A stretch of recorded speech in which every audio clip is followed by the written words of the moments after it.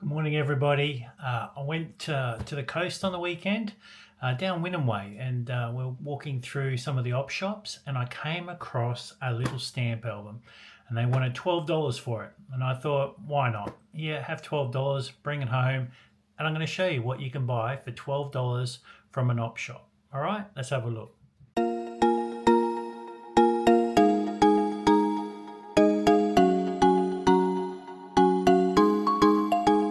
All right, so this is what I found. East Asia stamp album. It's a springback, or not a springback, but I had some bolts here. Just undo them so then I could sort of look at the album a little bit better. So this will be a lot of East Asian stamps. Now, just note, $12. It's not worth that much. So if we enjoy the next 15-20 minutes looking through it, that's worth $12. All right, so we're looking at some Mongolian stamps. They look like those El Cheapo sticker stamps. They're all sold in that sort of era. I'm just trying to find my magical tweezers, but can't. I tell you, the life of any stamp collector is losing one's tweezers. Absolutely amazing. Oh, these are not my favourite, but they will do. They're quite nice. I don't know if you can see those. Quite good. I like that one there. And these, I love the jewelling. Oh, Zeppelin stamp. Didn't know Mongolia had a Zeppelin stamp. Mongolia again. A lot of these stamps you would have found. Some of the people have been collecting for quite a few years. These all came out in the 70s when there was a really, 70s and 80s. There was a huge push in stamp collecting. And you get little packets of stamps from all around the world, but a lot of them were like this. You get stamps like, I can't imagine these ever being, I'd love to see these on an envelope. I can't imagine them being on an envelope. A lot of people sort of come up to me and show me their albums, and they've got a lot of these type of stamps, and like, oh, you know, my grandmother's had these for years. They must be worth a fortune. I've never seen them before. And it's just heartbreaking to say that they really aren't worth that much, if anything at all. I mean, they're very pretty stamps. And there's a lot of people that collect them because of their beauty. And that's well and good. I'm not saying they're bad at all. I'm just saying that you know, a lot of countries use this period to make a lot of money off stamp collectors. There you go. Trying to find something to put on a stamp. Let's put some tractors on stamps. Look at that old one. Old car. Well, the Togos are all being taken. More Mongolia.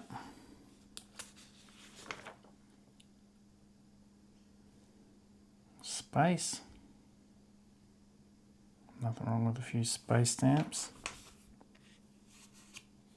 Wow, they're really, I don't think, my memory serves me correct, I don't think Mongolia sent anything into space. It's funny how you just grab hold of a theme and they stick it on some stamps, and collectors will buy them from us.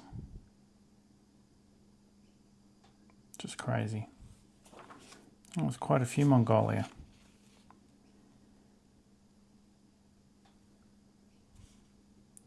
Oh, quite nice, aren't they? Well, there's quite a few stamps from Mongolia. I'd just like to see some of these on a envelope, like as used for postage between Mongolia and other countries or other towns. Cool, this person bought a lot of Mongolia stamps.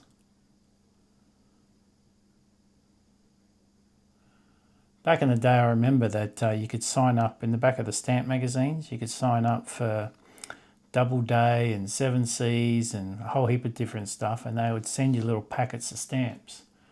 You have to be really careful if you're young, because what you were doing, you weren't signing up to buy stamps. They would just continually just send them to you, and you'd have to owe all this money.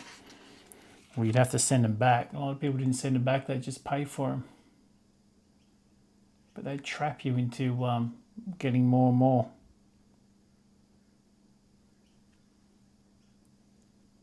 Charlatans. Oh, birds. Wow, we know who will like these. There's one subscriber who is very big on birds. We all know who that is. Birds of Prey, 1976.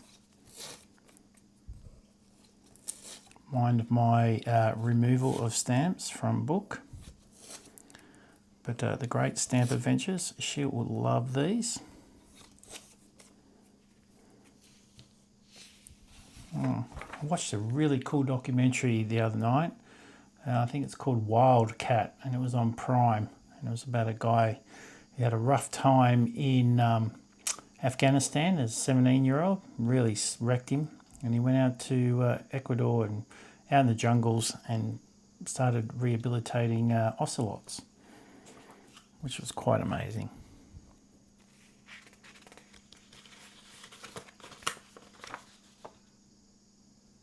Nice. It's funny, the older you get, the more you want to watch documentaries and not TV shows. I think true stories are just amazing sometimes.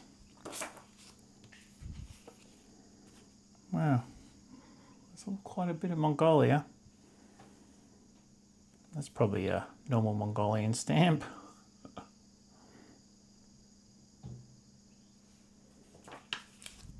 Oh, there we go. That's like one of the dogs, famous Russian dogs that went to space. Wow. Oh, birds. Oh, Shani, I think your bird collection. I love looking for birds now. Some fish. Oh, let's turn them on edge and make it difficult to store the stamps.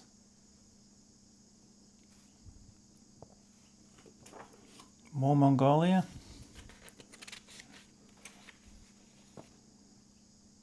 Just imagine seeing a bear at the circus riding a unicycle.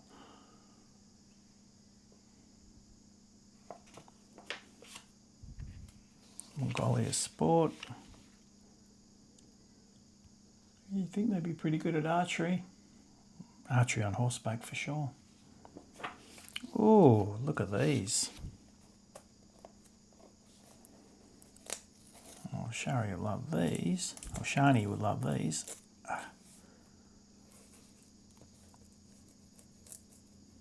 Oh, I think that's going to come off. It came off.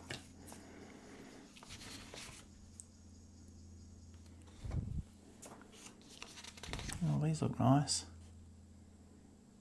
They look less plastic and more real, but again, trying to fit that on an envelope, like, you know, like, could you imagine? Like, even like this.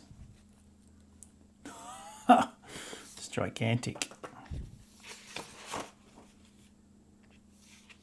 Well, I didn't realise there were so Mongolian stamps. At this stage, I think I might have been overcharged $12.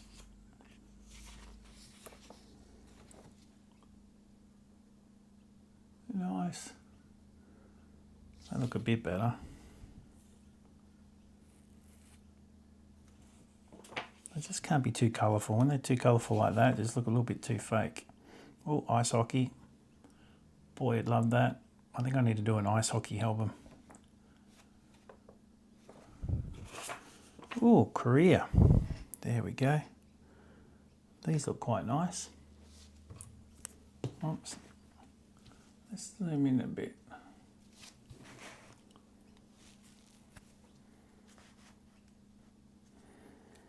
They're quite nice, aren't they? Be nice if they were I mean, they're sort of two-tone, but I don't class the white as the other colour.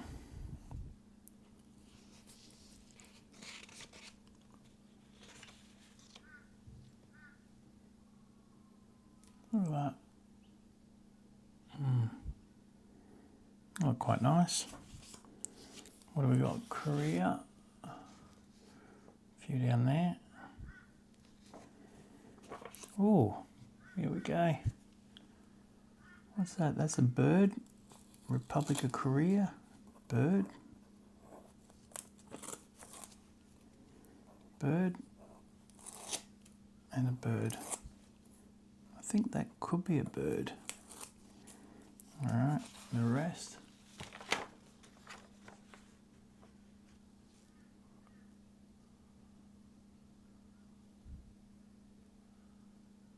Wow, they're really old. Look at those two. They look really old. Oh wow. What's this say? Korea National Park. These 5 lovely stamps were issued in 1961 to publicise Diamond Mountain National Park. Waterfalls, bridges, streams are the area shown. Just pull up just a little bit. They're a little bit blurry. That one's a little bit blurry. Very nice though.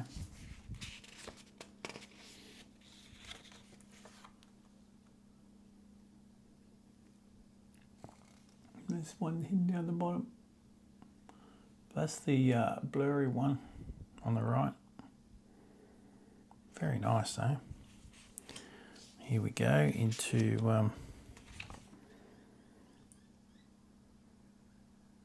more of these mass-produced stamps. They look very North Korea, don't they?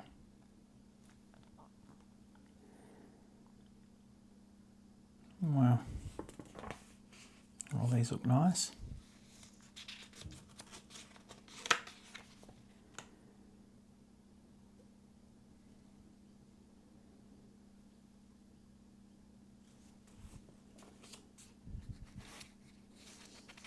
Very good.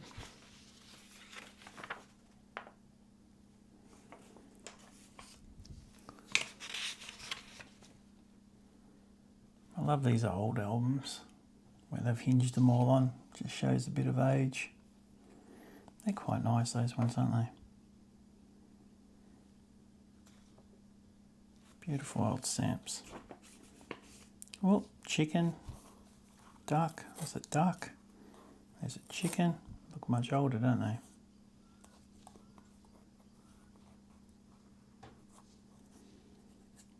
Wow, 1969. 1969. Oh, another one.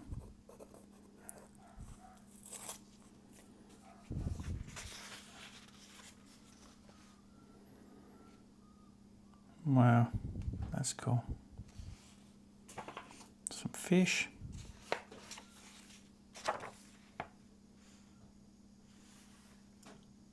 Beautiful.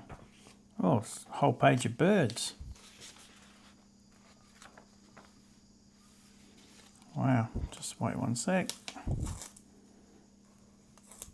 I'll just pause it for a sec. Oh, beautiful bird stamps. I think Shani will be very impressed. And hopefully she'll do a video of unboxing them all on her Great Stamp Adventures YouTube channel. Very nice. Some planes. Oh, look at these. These look quite good, don't they?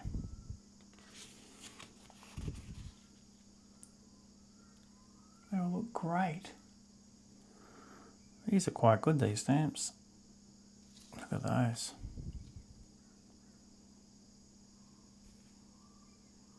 Wow. All the propaganda stamps, look at these. Fight for your country. Wow.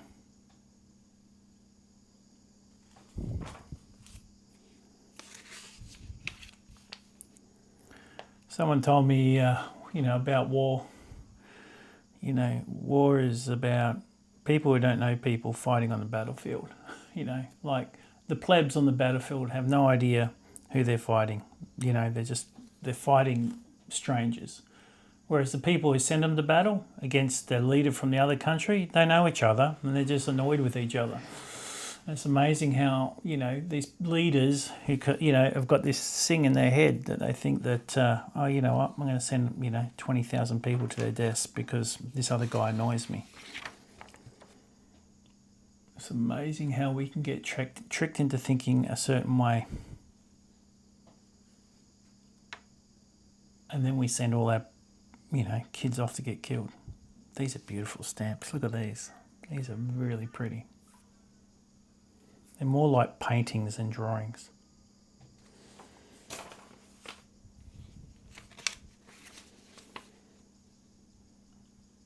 Oh, it's just so pretty amazing.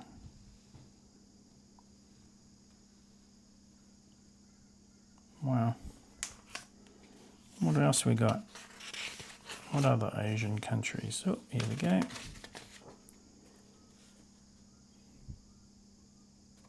Stamp out of a bulldozer. There you go. Ooh, Japan. Wow, these are some old Japanese stamps. Wow. 50 cent. These look great. These look like real stamps. They look great.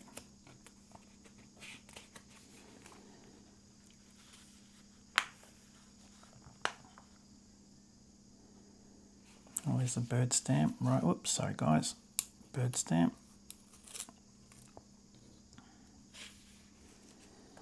Wow, look at some of these cancellations. Just beautiful.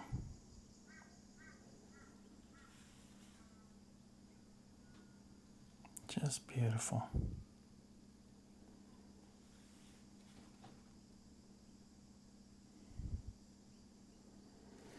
Absolutely gorgeous. Japan again.